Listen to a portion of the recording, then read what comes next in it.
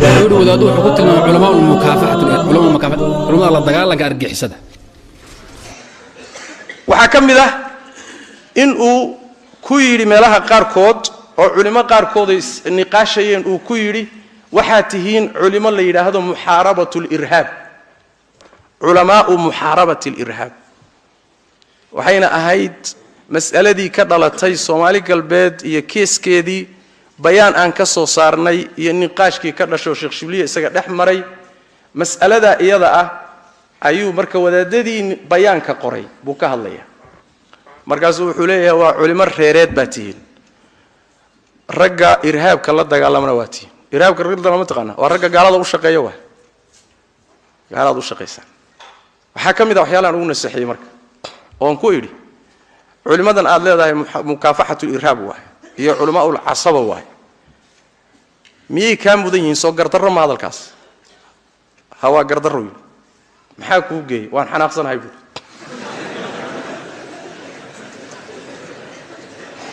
طيب حنقول هدو حناقو جي يا حسان او هدو حناقو جي حناق وينات كنترول شيء هيده رجني ورجعت كحد جذبتي أما كحلاشو أما واحد سميسا رسالة هذا تصو صاريسو هكوسو بحضو أضو كان نقدي خالتك كان عذر دارني واي هاي بيقول الشيخ رسالة دي بصوب بحضي وإي كاني وان فيريي مسكومة تالو الشيخ التلفون بانو دي روحان هو الشيخ سيدنا نسكو أغيني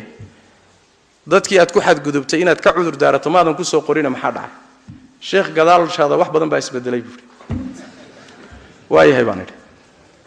maxaa isbedeli kara ruux walaalka oo muslimood ku xadgudubtood qirsanta inaad ku xadgudubtay maxaa isbedeli kara oo cirdigiisa kuugu banaanaan kara miyaad garanaysaan idinka waaba hawsha ayada ah inay aan aaminsanahay kitaab aan ku qoray markii aan qoray maxaa wax looga dhihi waayay niman la dagaalama mujaahidiinta iyo nin walbo gaal iska difaacay soo ma jiraan oo ka daran manaabirta fadhiya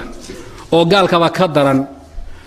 hadduu sheekhu xusula asagu xasan wuxuu taageeraa si in la'aana kooxiyaha xaq jirka warkaas lama garanayo niman la dagaalama dadkii xaq jir u arkaan iyo mutadarrifiin iyo irhaabiyiin la dagaalama wadaado duub waaweyn oo dhaqaale ku qaataa jira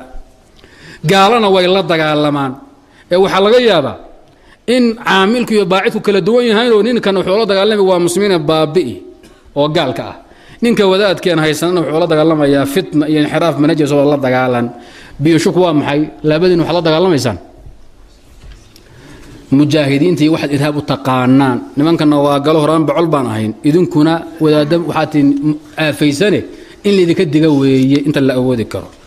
sheekhu aniga iyo saaxiibaday ilaa halmaayaan aafaysanahay buu arkay markii waana naga digay dhanka kale ragga saaxiibada in laga diga sheekhu muxuu ku diidahayaa yani waa hawlahan la yaabay isdiwaajiyada isdiwaaj macaayir wixii loo oran jiray way waa hawl dhib badan waa hawsha iyada ah qadiyad wuxuu sheekhu hadana ithaareeyay مسألة العطف الأسري وهذه الصومالية قد أي دفاعات بيانات السعودية الله دقالما أي مساجد أي بلاباتي يعني شيخ يا صاحبي وحان كتهم هي دفاع الصومالية قلب الدفاع هي دين معه وتعصب قيس وأبصم أهيلني أقاد النبا إن قاضي بان كهلي إن يقضب النحين ويسن دين أهم بأي مقتوانا كهلي هوش بالشيخ آد وقحان وصدي kadib wuxuu ka faa'iideystay qadiyad mar dhacdo cajal intuu ururiyay xoogoo dib loo arkay baa qoyskii aniga habeen xigay intay qabteen baan sheekh raali gali cajalii wuxuu doonaa ku sameeyo heshiiya caleema saar ku caano shub wax walba ka yeel sidii baan yeelo waa ku caano shubay madaxan ka dhunka baa raali baan ku oray adaab idilay laakiin hadana raali lama canaataanki baa aan hadadshay doodii aniga marka sheekh maxamed dhaxmareysay rasaaladii baan ku qoray masaa'il fara badan oo sheekh maxamed khusaysay iyo ku gudba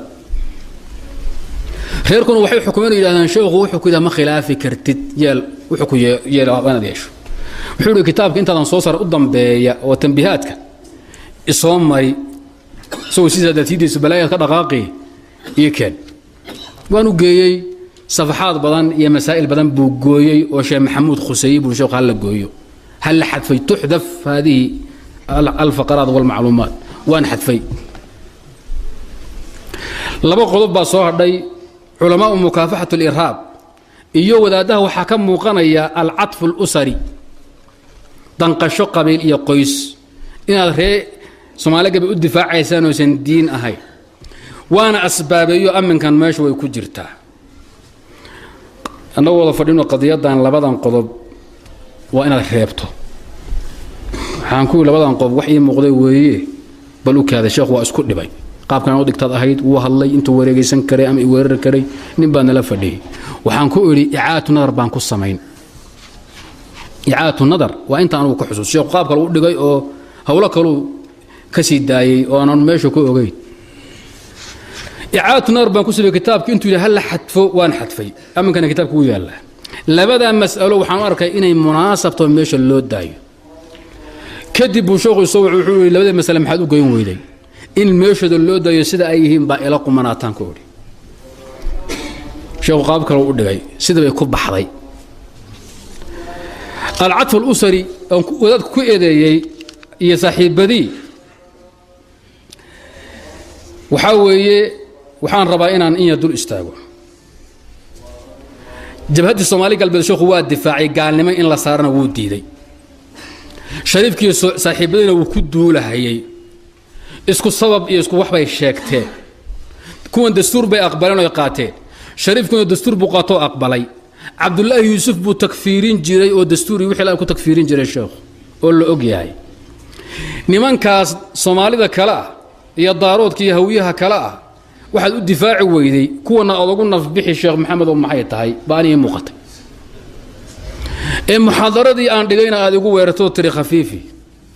maqaalaadka aan qorna go hawshaha ka hadlay hawsha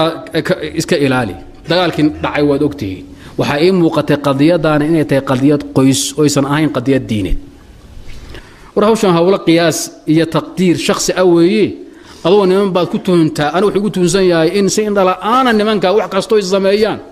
aan maro u saaro u difaaco hadaan taan kugu tuhmo inaad Soomaali galbeed ku nafbaxayso maxaa dhib ku jira waxa aad u soo ogashay dadkii loo ogolaadaa wanaagsan